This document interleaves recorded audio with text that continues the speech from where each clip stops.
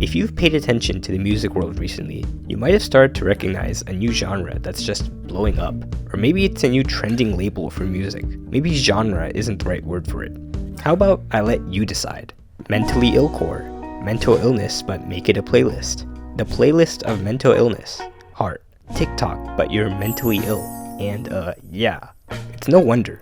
Unfortunately, mental illness has just been shooting up in numbers faster than we can even load the charts onto Google Images. It's a big problem we're facing, and you can kind of guess what's been causing this. But at the same time, you might have noticed, it's becoming a musical aesthetic.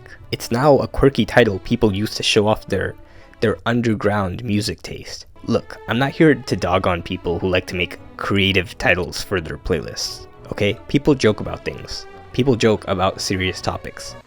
What's the difference between an apple and an orphan? What? An apple gets picked. We had memes about the queen dying while she was alive. But as we know on the internet, there's a fine line between dark humor and just being an Look, there's nothing wrong with wanting to add some cool, unique label to your music taste. Cause statistically, you probably listen to the same 5 songs a year anyway. Research shows. It's true. I made it up, but I've also been there, and I've made that exact playlist with those exact songs, and I've also named it some edgy title. Let people have their fun. If you're gonna have a music taste identical to 99% of the population, why not have some fun with it? You know, spice it up with some creativity. Make memes, make jokes, gatekeep, gaslight. Girl, the thing is though, I'm starting to feel like the memes aren't just jokes anymore. It feels like people are starting to actually equate listening to a certain type of music with having a mental illness. And I'm here to tell you, maybe we should be rethinking that. Mental illness is an umbrella term, which a lot of people have, and that's not ideal. But we don't want to be out here in the realms of Spotify encouraging people to diagnose themselves based on the songs they listen to. Which is why I say let's hold off on convincing people that Bon Iver and Arctic Monkeys are for people with mental problems. Let's be honest, music is pretty much the backbone of society. It's everywhere in our daily lives. We use it to study, to do work, to play sports. We use it in the gym, in movies, and in apology videos. Our thoughts, our emotions, even our perception of the world. All of this is shaped a little bit by the music we listen to. And for most of us, so is our personality. If this is your music taste, this is your personality. If this is your music taste, this is your personality. And if this is your music taste, this is your personality. These are all stereotypes, and for the most part, we know they're not true. Okay, maybe some of them are, but lately on the internet, this particular music taste is facing a problem. And I'm not just saying that to be like,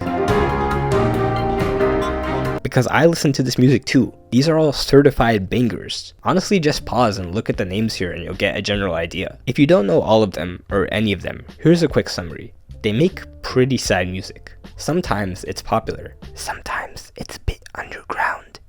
And then it gets popular. Not everyone likes them, but when you do like them, you really, really like them. But it's the way people group them up and package them into this one giant label, which is a problem. I'm not the first one to say something like this. There are plenty of videos about how pop culture and social media are making people feel eager to join this club. And because of that, they listen to these songs about having chemical imbalances and intrusive thoughts, and instead of sympathizing and, I don't know, getting a little bit of insight, they just want to jump in and participate. Don't get me wrong, there's nothing bad about seeking other people who share your struggles. That's what the internet's for. But it just feels like this is the direction we're headed. Pulse with the fans.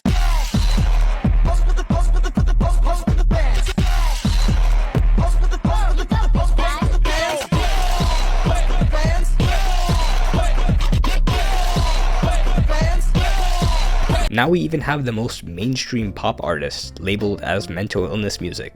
We have people who don't even make sad music designated as mental illness music. And it's everywhere on the internet, especially here. This is mental illness. This is mental illness. This is mental illness. This is mental illness. No, that's Phoebe Bridgers. 4 Grammy nominations, hundreds of millions of streams, with absolute bangers such as these. It's for the better.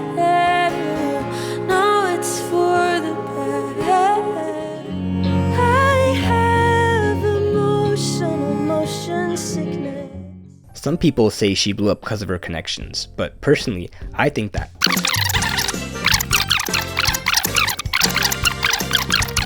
But I think the real reason she blew up is because she really hammered in this style of sad girl music that just has the most random lyrics about really specific experiences, with the central theme being a 2-word phrase that you'll only hear used once a year in conversation. But hey, it's a style, and I think she nailed it, cause every song's general enough where you could relate it to whatever's going on in your life. But that doesn't make her the poster child for mental illness. She just makes sad music. Can't that just be someone's style? Is it wrong to figure out that you're good at telling sad stories and songs and then just making more of that type of song? Like, you don't see Adele making trap beats. She's probably not that good at it. She probably doesn't even want to make trap beats. Other people make trap beats. And the same goes for all of these artists. They found the type of song that they're good at making, that they get inspired to make, and then they make them. When you take a look at Phoebe Bridgers, she's not some kind of tortured artist. Sure, she has problems, but not any more than you and me. And she admits it. You don't have to be in a mentally ill state to listen to sad music. And you don't have to be in a mentally ill state to make sad music. Some people just do it because they like it, and admit it. Sad songs are easier to make. Admit it. I could speedrun it right now. Okay, start the timer. Onlinesequencer.net. Let's get a grand piano, throw in a B, an E, that note, and stretch them out a little bit. Copy, paste, paste, paste.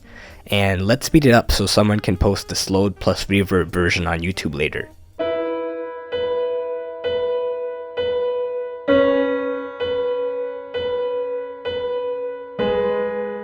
Clairo made this song at 15 years old, recording on a potato microphone and a ukulele. And guess what? It's fire. And I don't know if it's just me, but I feel like it's harder to get inspired to make happy songs. Like, you'd have to have good stuff consistently going on in your life to make one upbeat song. But one minor inconvenience, and for me that's a song right there. Give me 2 minor inconveniences and that's the album finished. It's really that simple. Even if the stuff in the lyrics never actually happened, they still feel real. And you're gonna feel this small emotional connection with the singer, even if you have no idea how to relate to the lyrics. We hate Tears in Heaven, but it's sad that his baby died. And we fought about John Lennon until I cried. And you're singing at my birthday, and I've never seen you smiling so big. It's nautical themed. By the way, apparently that's a thing. Apparently that's always been a thing. This music targets people who want to feel an emotional connection with the music they're listening to. No, you don't have to be mentally ill to listen to Phoebe Bridgers. Maybe you are, but you don't have to be. Someone needs to say it, cause the Pinterest gatekeeping is getting crazy. You are seeing right now just how morphed our definitions of mental illness are becoming, as if they weren't already being criticized.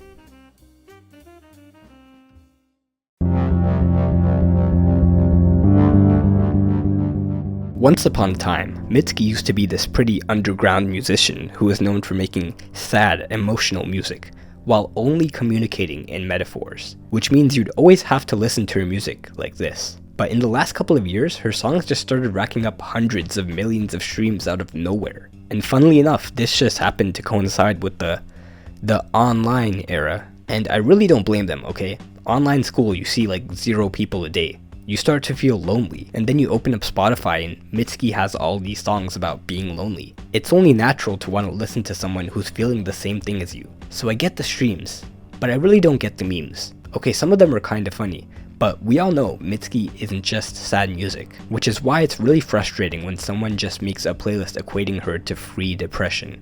And of course, let's head over to Pinterest. I love when Mitski thanks teenagers for listening to her music. She's literally saying, "Thank you teens for having severe depression." Oh, and here's a comment. I honestly hate the generalization people make with automatically relating Mitski's music to being depressed. Sure, her songs are melancholic, deep, and emotional, but there's much more layers and themes to them. So everyone simplifying them to sad is really frustrating. The sad girl thing was reductive and tired like 5-10 years ago, and it still is today. Let's retire the sad girl shtick. It's over.